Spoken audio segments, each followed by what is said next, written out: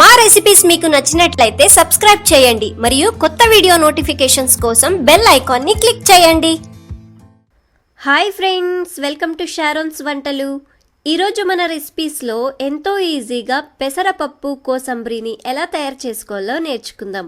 కావలసిన పదార్థాలు: పావు కప్పు పెసరపప్పుని శుభ్రంగా కడిగి అరగంట సేపు నీటిలో నానబెట్టుకోవాలి. 1 దోసకాయని సన్నగా తరిగి పెట్టుకోండి.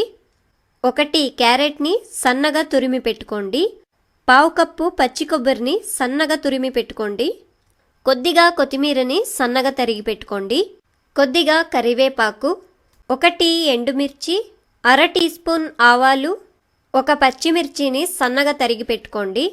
కొద్దిగా నిమ్మరసం, 2 టీ స్పూన్లు నూనె, చిటికెడు ఇంగువ, రుచికి తగినంత ఉప్పు. ముందుగా ఒక బౌల్లో నానబెట్టుకున్న పెసరపప్పుని నీళ్ళన్నీ తీసేసి వేసుకోండి. క్యారెట్ తురుమును కూడా వేసుకోండి.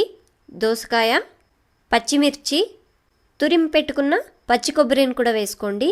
కొత్తిమీర వేసి బాగా కలుపుకోండి.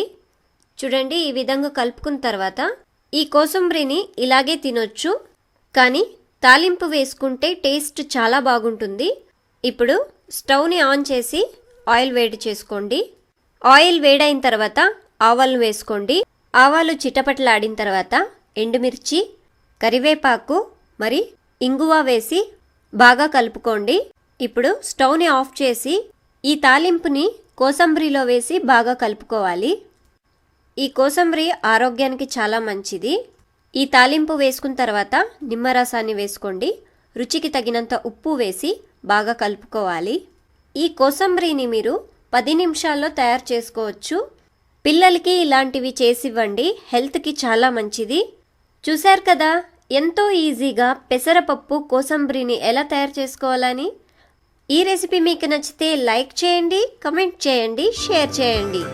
మా రెసిపీస్ మీకు నచ్చినట్లయితే సబ్స్క్రైబ్ చేయండి మరియు కొత్త వీడియో నోటిఫికేషన్స్ కోసం బెల్ ఐకాన్ ని క్లిక్ చేయండి.